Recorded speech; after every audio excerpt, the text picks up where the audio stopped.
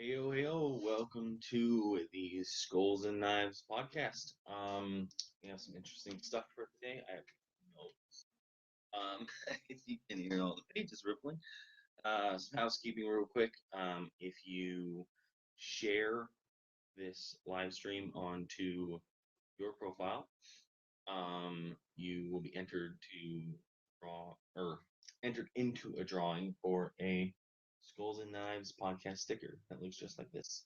We will be picking one randomly at the end of the pod. There is something on my face on the camera. There we go. Suspect. Bye. Made me look. I had a weird black mark on the middle of my forehead. Anyways, so share it, and then if you comment share underneath, we will enter you into the drawing. Let's see. Where do we start today? Holy crap. All right. Hi, Autumn. How are you? Autumn was listening to the first podcast. She's an OG now. Hey, Troy. Hey, Jason. Oh, and hey, Jason. My father and my father-in-law are both here. Hooray! All right. So I guess let's just get this thing started. Hey, Tim, what's up?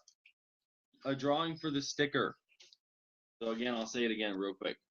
There is a drawing for a Skulls and Knives podcast sticker. If you share it and then comment shared under the comment section. Hi, Everly. Apparently my daughter says hi. Anyways, so if you share it, comment that you shared it under the comments. We will see that and we'll put your name in a drawing so that you can possibly win a Skulls and Knives sticker. Also, if you want to support the podcast, you can go to anchor.fm/Skulls and Knives podcast. And there you will find a few buttons on the bottom. One of them will take you to Spotify. One of them will take you to the rest of the podcast links so that you can listen to us on the podcast app, Stitcher, Spotify, etc. Then another one is support the podcast. So a $1 submission will get you into our exclusive Facebook group. $4.99 or $5, whatever it is, we'll get you a sticker. We'll mail it to you and into the Facebook group. And if you want to donate $10 a month, then you get the sticker into the group and a free Skulls and Knives t-shirt, which I don't know where our t-shirts are. Do you have a t-shirt I could show them, Hannah? All right, Hannah's going to bring us over a t-shirt to show you. But yeah, so in Facebook group is kind of a no holds barred place where we can just talk about stuff. You can post memes on there. You can post as Hannah takes off her shirt. Well, what about the ones that they're actually getting? Yours is all special. Oh. You know what I mean? So hers is gold. Here, give me yours. Hers is all gold. If let's put it this way, if you subscribe for 6 months at $10, I'll get you a gold leaf one too. All right, but if you just subscribe at $10 right now, we will send you this guy. Skulls and Knives podcast, juice, all right, woo! Yeah, so if you become a supporter of the podcast, just message us on Facebook so that we can get all of your information, or Instagram if you're listening. But Anchor will let me know to your name of whoever is subscribed. But the easiest way for you to get your stuff and get on the Facebook group real quick is to get on there and message us. Spread the love. Anyways. So basically the outline of today is I'm going to talk a little bit about the Afghan war. Not too much heavily on that.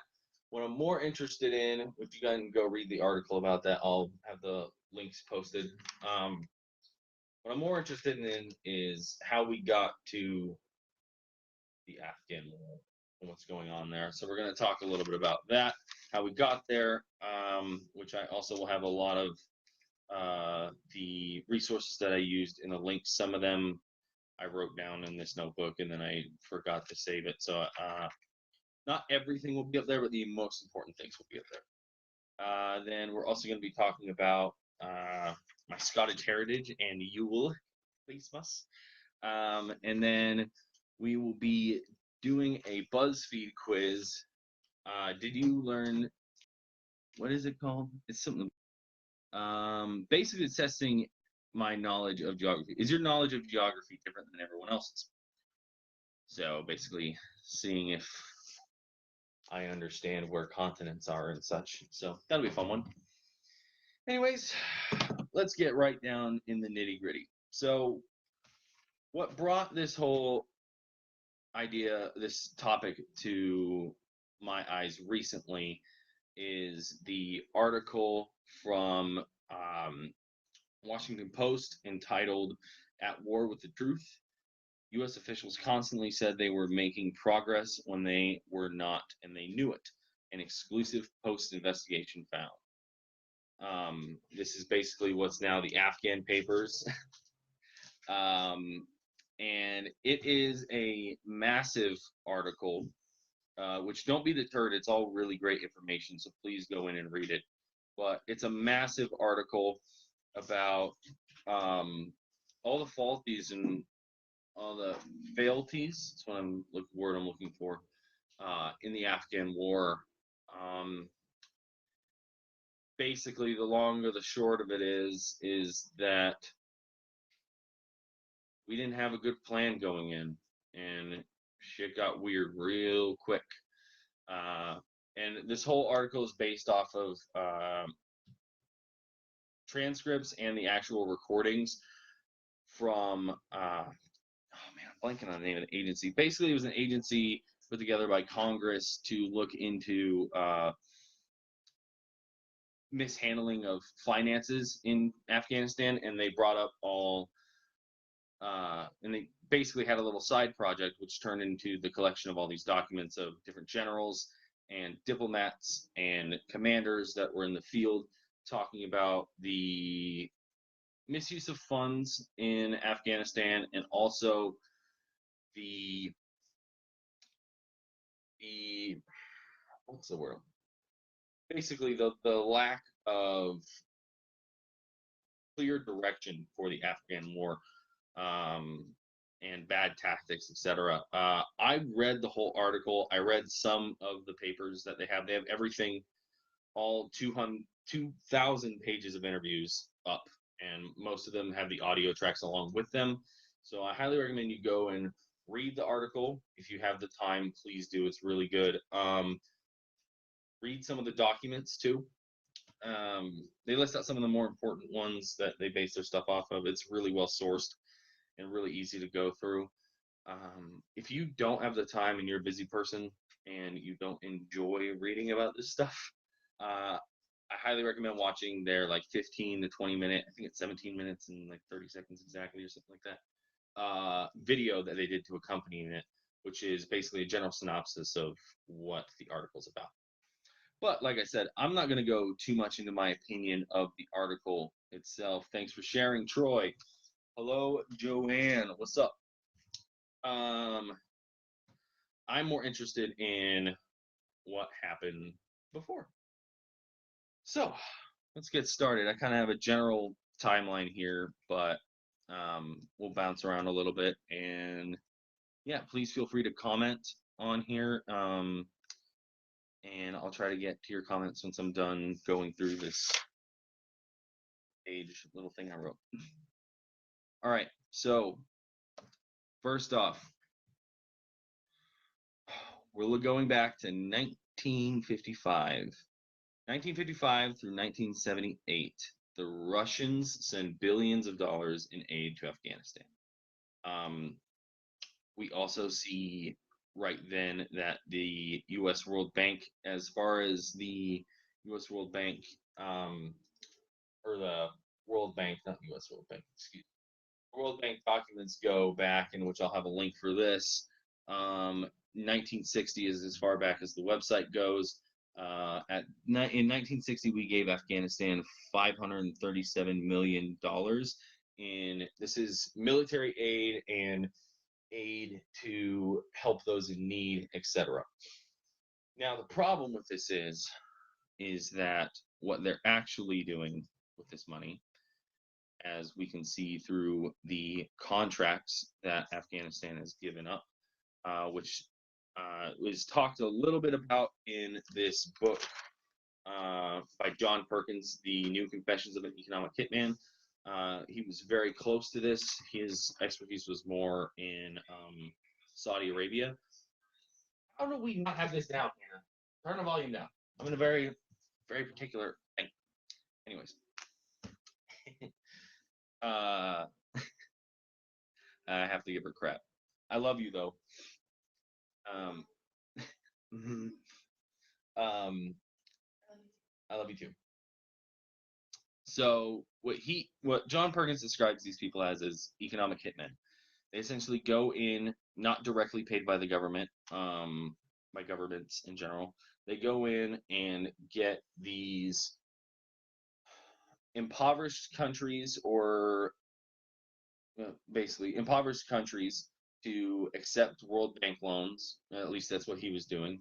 Was getting them to accept World Bank loans in exchange for taking contracts with U.S. companies, including his company, which I'm blanking on the name of it, but again, you can Google him and read his book. There's a PDF that's free online. That's the old version of the book, but he has the new one. The extended series is you can buy that for pretty cheap. I think it's like $5 on Amazon, but I read the new one and I've read the old one now. So there's just added chapters. Nothing else is really edited. Anyway, so what these economic hitmen do, as he describes them, is they go in and get the contracts for their companies. His was an energy company. And also get contracts with, like I said, Texaco when we're talking about South America. And in exchange for getting these these impoverished countries the World Bank loans, they get the assured contracts through this. And essentially what they're doing is in kind of sort of enslaving these governments to the World Bank loan, because they're massive loans that the countries are never going to pay off. And they're expected to. And when they can't do that, then they are expected to take more contracts from U.S. companies. There is more U.S. involvement and British, basically the allied countries, more involvement in their country, and essentially we're robbing them of their money to feed the corporate agenda. Eisenhower talks about this. Let me pull up his quote exactly. Basically, we're talking about the military-industrial complex. So Eisenhower said, "In the councils of government, we must guard against the acquisition of unwarranted influence, wherever sought or unsought by the military-industrial complex. The potential for the disastrous rise of misplaced power exists and will persist." He said this as his final farewell speech from being president of the United States of America. He warned us about this. We're talking about a guy who was the top dog in World War II for the U.S. is saying, like, hey guys, watch out for this shit. It's gonna get whacked. So anyways, that's where we start. By the way, I'm not just picking on the U.S. The Russians do this too. The British do this. Pretty much all the allied countries do this to other countries around the world. The U.S. and Russia are particularly horrible at it, meaning they're really good at it. And just, anyways, we'll continue on. So again, 1995 through 1978, the Russians sent billions of dollars in aid to Afghanistan, which was all military and economic.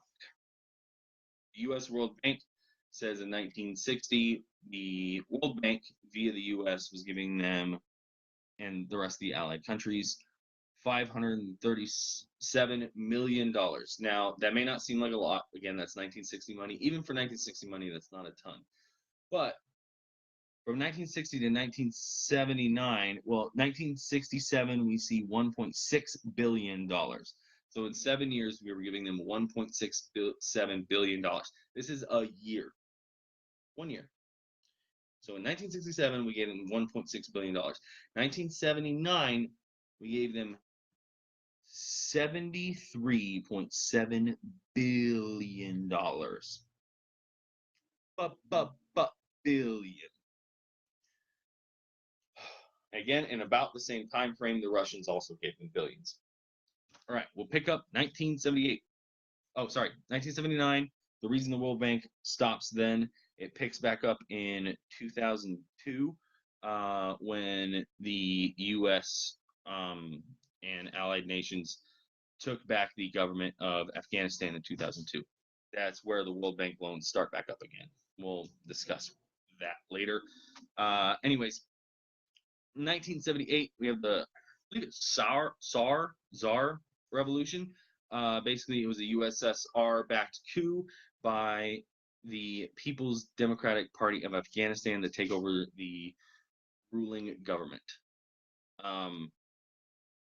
Now, this is partially because Russia was trying to expand its empire at the time, and part of that is also because they were not cooperating with the Russians because they were taking money from the United States and our allies as well. So the Russians were getting contracts to build things in Afghanistan. The United States and England and France, Germany, they were all getting their companies were getting contracts to build stuff in Afghanistan as well. USSR didn't like that. They wanted it paid up.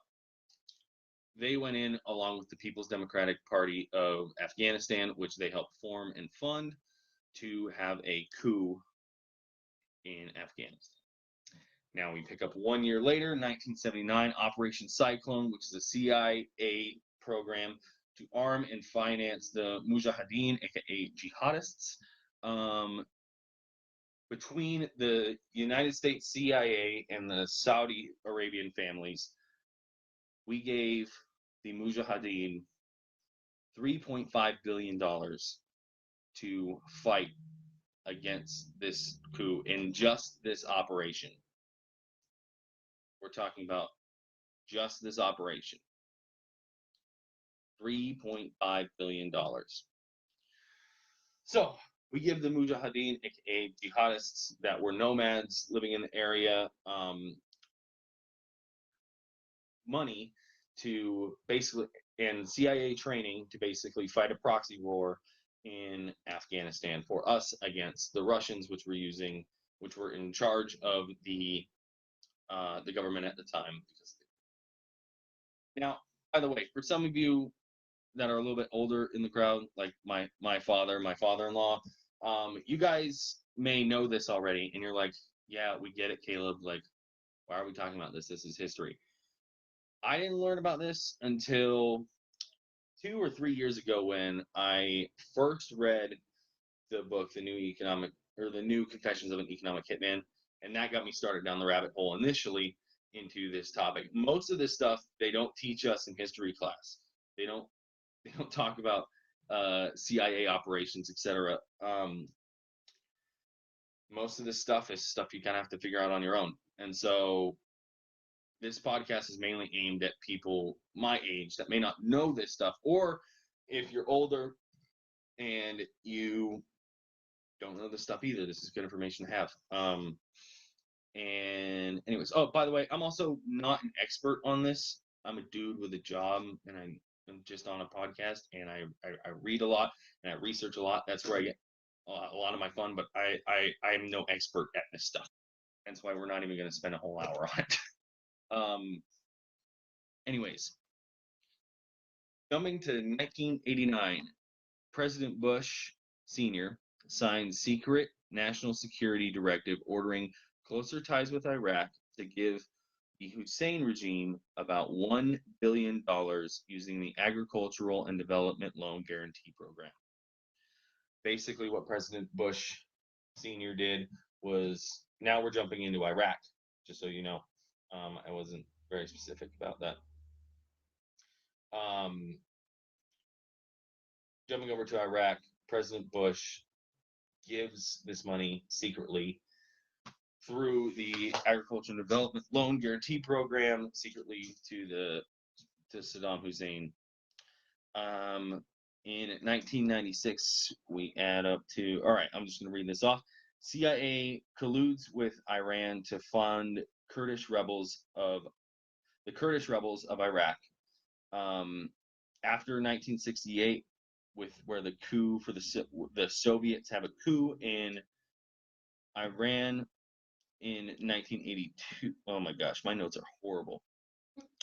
Essentially, the CIA was helping the Saddam Hussein regime, and then they were helping Iran, and then they were helping Iraq in the Saddam Hussein regime again, with attempted coups funded by the CIA in Iraq, and they were also funded by Iran, and they failed. Basically, what I'm trying to do here is paint the picture of CIA coups are a normal thing. Essentially, what happens is we help someone out when they don't follow our shit, and when they agree to be helped out, when they don't follow our stuff, we send in a coup, or we send in the CIA to form a coup. If that doesn't work, we go to war. So basically, after this, which I'm not going to touch on this much, 9/11 becomes the perfect storm for the United States and the Allies, regardless of whether you believe it, it actually happened or not actually happened. We all know it happened, but whether or not you believe it was a United States attempt, to get us into war, and so the United States flew the planes in and blamed it on the jihadists, or if you believe they were actual jihadists, I think there's way more evidence that there's actual jihadists. I think it's the way it happened. Therefore, I'm thinking perfect storm for us to send our troops into Afghanistan and Iraq. Now we have a reason other than just money. 2001, in October, the Afghan war begins to try and oust the government of Afghanistan. 2002, the U.S. begins fighting so we oust the government and we begin fighting the Taliban and rebuilding the core Afghan state, aka the submissive government that will take the World Bank loans and take our contracts, etc. Now the Taliban is horrible. It's shitty. The fact is that they're no different than Al Qaeda. They're no different than all these jihadists that we were funding in the past, just so that we can get our loans in and control the government. We kind of did this to ourselves. Again, at this point is where you can look at the article that I was referencing earlier to kind of fill in the gaps of what happened after 2002. I'm not going to go into everything that the article talks about or anything really about that. You can look it up. But currently, the World Bank gave Afghanistan in 2018 $19.363 billion in aid and military funding. And the New York Times reported that the United States military has spent $2.5 trillion in military spending in Afghanistan. It's a lot of fucking money. So this is nothing new. This is not just pertains to Afghanistan. We see these CIA coups happen a lot. Panama, Ecuador. We have where that guy was involved mainly in Saudi Arabia. We have them taking the loans and accepting it, and basically being our lapdogs for a while until they kept funding the jihadists. And hence why when people ask, like, why are we friends with the Saudis? They do all these horrible things too. Well, we're friends with them because they pay up and they let us do our contracts. They let us build the shit we want to build there. We're building up their infrastructure like crazy, which is good for them, but it's also really good for our U.S. companies. Really good. like I said, there's ties to this similar kind of thing, how it kind of got started um, in Vietnam and Korea. Again, ties. I'm not saying that's exactly what happened. I mean, all this stuff is muddy. There's a lot of factors. This is just one of them. I'm not saying that the only reason that we went in there is for this. The only reason we went in there is for that. But this is a big factor that they don't teach us in school. And this is a big factor of stuff that I wanted you guys to know about.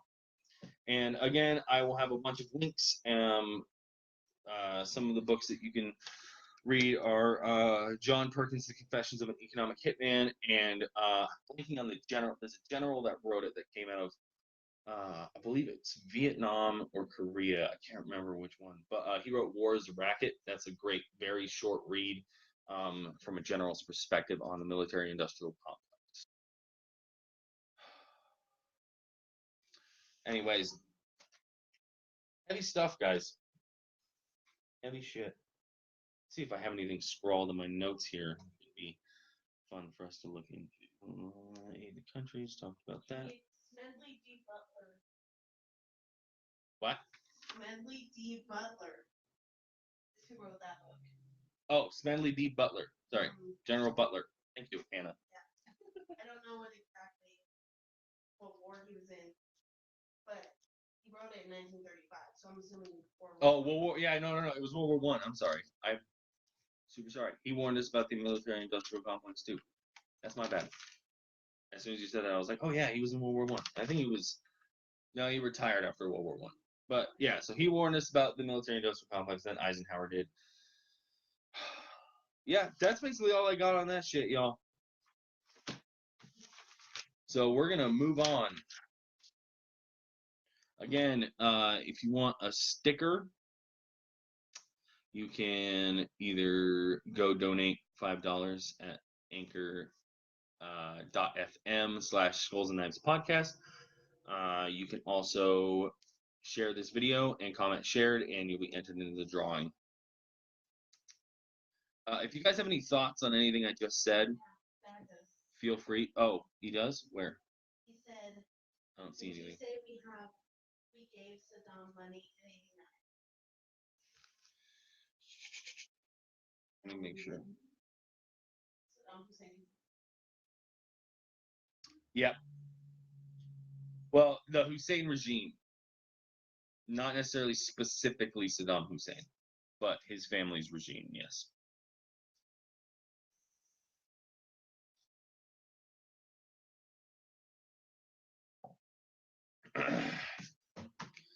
Quite frankly, I don't remember if Saddam Hussein himself was in power at that. It was the Hussein regime.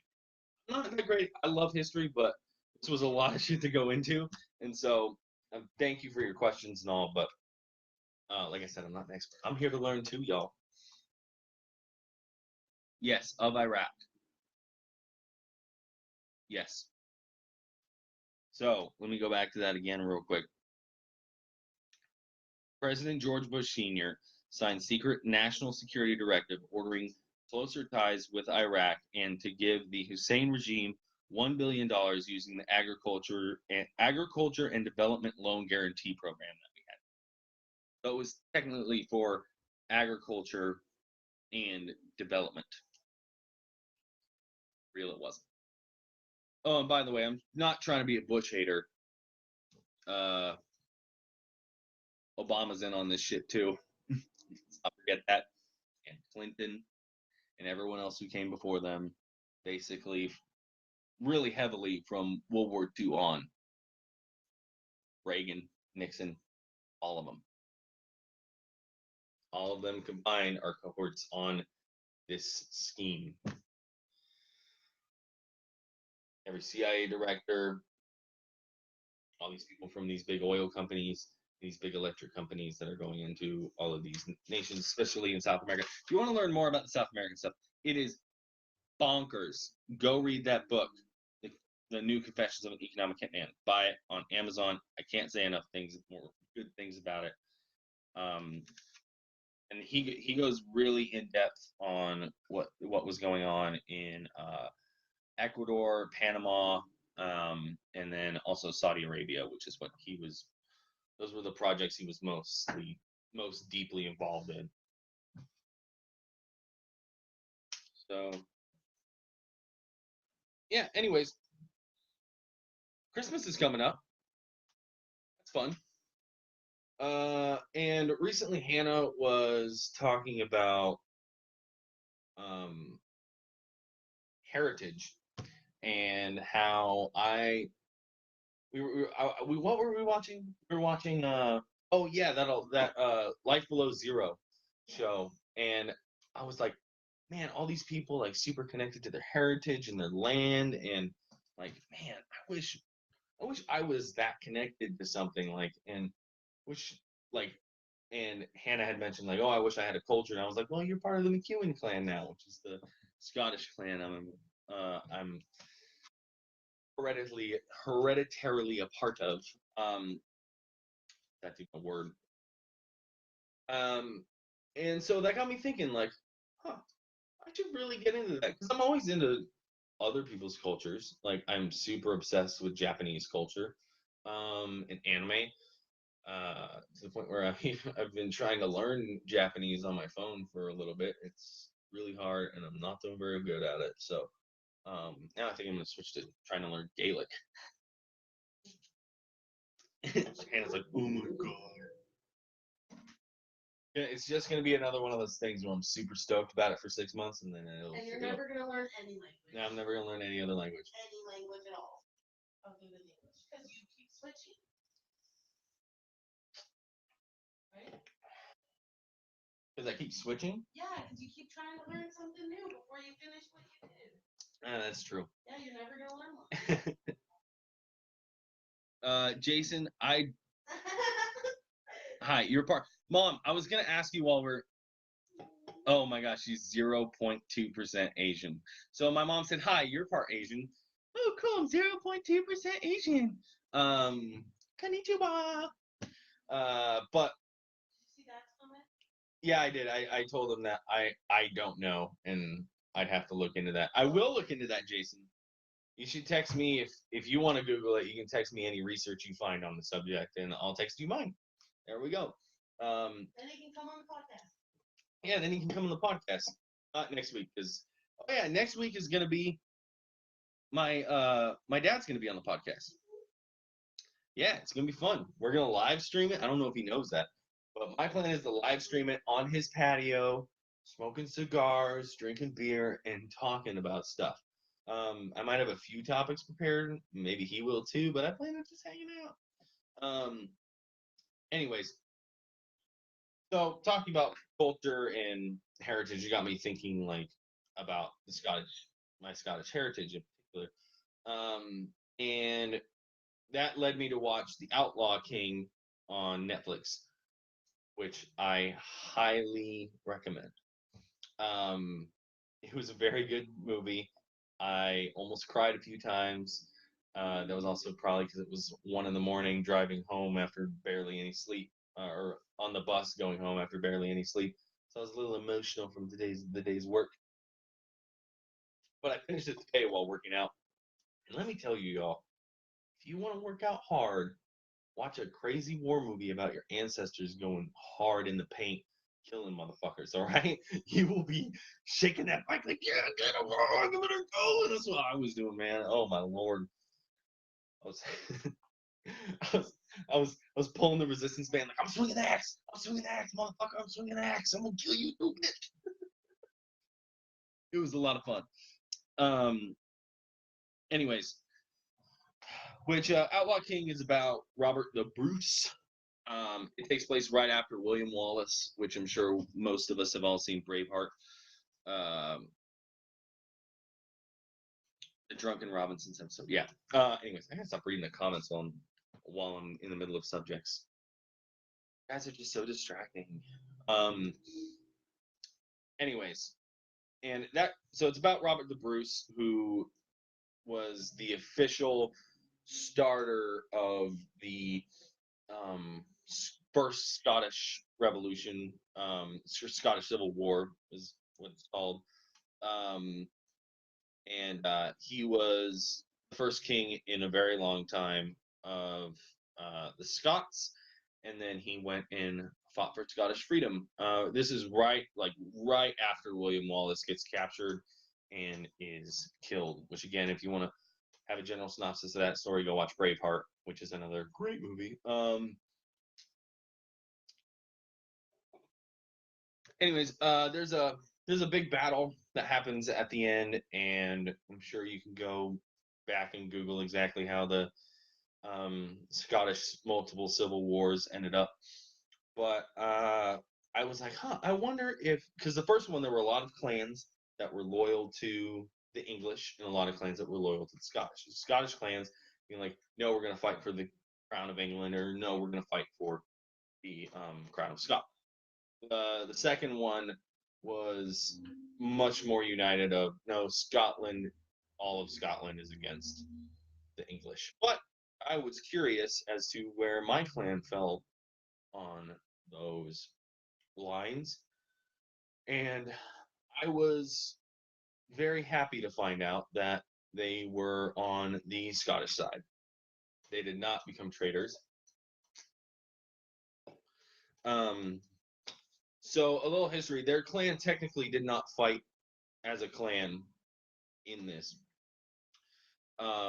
In the first Civil War, but that's because they lost their lands and were basically put under their lands were put under control of the Connaught clan in the 15th century. The It seemed like the McEwens after that were spread out among several clans, like larger clans, and then a majority of them stayed and served under the Connaughts as like a royal family within the clan. The McEwen clan is one of the oldest clans that there is. I was trying to find the exact date on when, but I believe it said the one of the articles I read was the 5th or 6th century is the oldest back that we have the McEwens listed, the McEwens of Alta. But yeah, the Connaughts were one of the first clans to back the first Scottish Revolution. They fought with alongside William Wallace. Initially, they fought alongside the Bruce, and they fought alongside the Crown of Scotland from then on, which I thought was pretty cool. I was like, oh man, props! I fucking love it that they were on the right side of this revolution, taking back their land, killing shit. Um, and it made me like watching that movie made me very emotional and prideful of like heritage for the first time in a while. And but yeah, through after the conversation about heritage, I was like looking at the tartan and like, how much is it to buy a kilt? Can I make my own kilt? Can I buy the tartan somewhere? And for those of you that don't know, the tartan is basically the plaid design of the cloth for the kilts, and the clothes worn by each individual clan. They're very specific to each clan. That's a big thing in Scotland and Ireland, and then some parts of England as well. Another interesting thing about McEwens is that they are inherently a Scotch-Irish clan because the Irish came over when they were the Picts, way, way back in the day, before Scotland was named Scotland, and had a kingdom that was basically Northern Ireland and the what is that western side of Scotland, which is where the clan was originally founded from. I forget the name of the kingdom, but anyways, it was an Irish kingdom that touched Scotland, and eventually the Picts and other clans pushed them out. But yeah, so it's an inherently very Scotch-Irish heritage area, which is why I'm Scotch-Irish, which is kind of interesting. You need to start competing in the Highland Games. I was just talking to Hannah about this, that I want to start competing in the Highland Games. Wait. Troy, one of your friends is a direct descendant of Robert the Bruce. Holy crap. Does he have any claim to the crown? That'd be cool. Oh, man. That's dope. That's cool to have someone super, super close to that. Anyways. I was I was talking about the movie I was talking about was Outlaw King it's about Robert the Bruce. It's on Netflix. You can go look it up. But what I'm talking about now is my family clan, which is the McEwens. Anyway, so I was looking up the tartan and like trying to find cool stuff about it. Interesting fact about the tartan is the exact same tartan as the Connells, but it has a red stripe added. So the Connells is just like green, blue colors with a yellow stripe, and the McEwens is a blue, green with yellow and red stripe.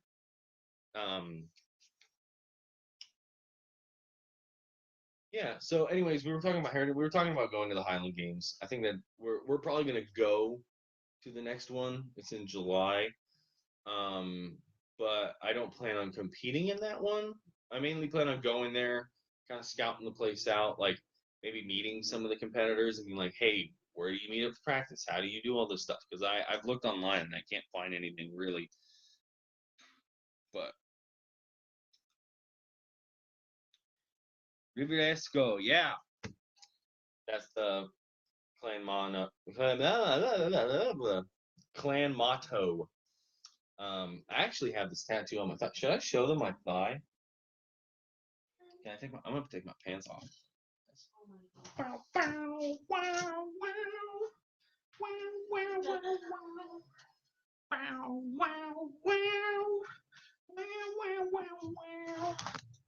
So there's the tattoo. Yeah, that's the clan, the badge, the crest. Pretty cool. The reason it's a tree stump is basically it's all about rebirth and regrowth. And now I'm just sitting here in my underwear, if you guys can't see. Oh man, I have these Christmas boxes on actually that Anna got me last year. Caleb. They're bulldogs with reindeer horns. Anyways, so yeah, and Rev Esco is the clan motto, and it's all about rebirth. I'm blanking on exactly what the clan motto means, Dad. If you wanted the comments in the comments so I remember, that'd be wonderful. But it's all about rebirth and regrowth and coming back stronger than you were. I think it means like to be made new again or something like that. Anyway, pretty cool, pretty fun. No, said Jason. Too bad. I love the fact that the comments kind of come in late because um, it's too late. Your opinion doesn't matter for like 5 seconds. I will rise again is what it means exactly. Thank you, Father.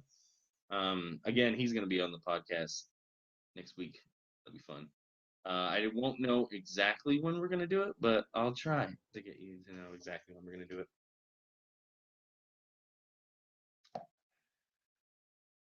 So, anyways, let's see what I know about geography. BuzzFeed quiz.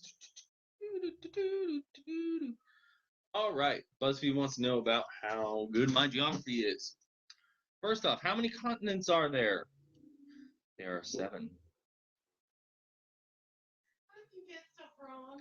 What if I get stuff wrong? I probably will get stuff wrong. It's not responding. Oh. Are North America... What the heck is going on? This is being weird. Anyways.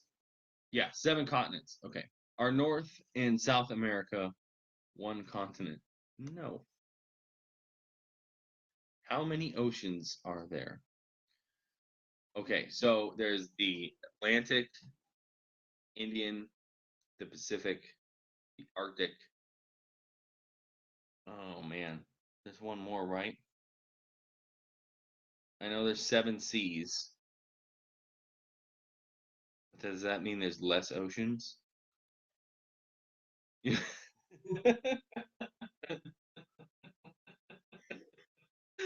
Oh man, I think there's 4. I'm gonna say 4. Oh man, It doesn't tell me if I actually got it right or not, which is kind of funny. It just tells me what everyone else said.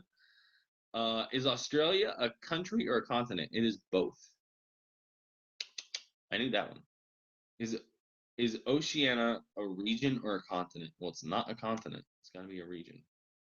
Is England a country or just part of a country? So this is actually pretty interesting. So if I'm completely right, England is a country or is part of a country. It's a country within a country of the United Kingdom. Because the United Kingdom includes Scotland and Southern Ireland and all of its territories, etc. So I'm going to go with part of the country. Finally, is Greenland a country? I think so. I'm going to go yes. You think Greenland is a country? Well, is Greenland? Well, so here's the thing. It doesn't tell me. It's a country. I thought no, it's not. Greenland? It's not a country. Greenland's not a country? No. Well, It's not a member country. It's recognized by the United Nations. It's an autonomous constituent country within the Kingdom of Denmark. oh. Yeah. So Denmark owns it. Mm-hmm. Fucking Danes. God damn it. Well, and the dumb thing about this BuzzFeed quiz is like, how good are you at it? And it's like, oh, we don't actually know what the answers are. We're just gonna tell you what everyone else said. Like literally, it's all just fucking percentages. I didn't want to take the quiz before the podcast, so yeah. But yeah, it doesn't tell me if I'm right or not. It's not supposed to. Yeah, but why wouldn't it tell you the right answers so everyone knew? I don't know. BuzzFeed does not have our intellectual It's BuzzFeed. They don't have don't have anything intellectual at all. That's true, but they don't have any of our. Except for their YouTubers. Oh yeah, their YouTubers are very high end intellectuals. No, but they're fun. They're fun. Well, maybe they're as fun as this podcast. Maybe, probably not. That would be hard to beat. Your mom says that your dad says Greenland is a country. Well, Dad said it is.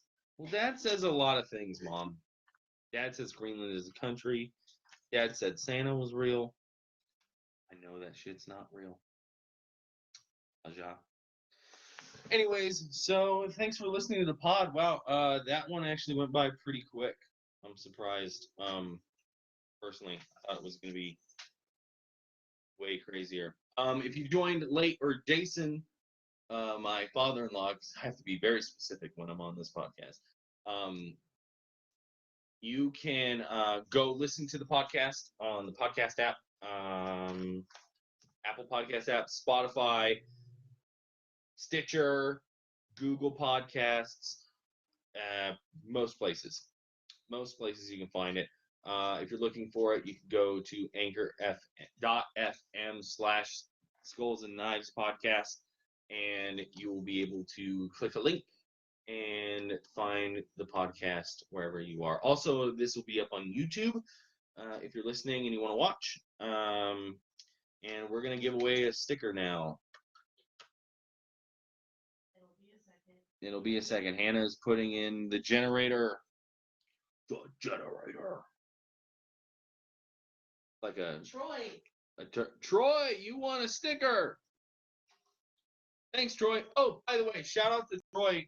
If you're only watching the video of this on Facebook, you don't know, but Troy gave me some intro music, and I'll put a link to his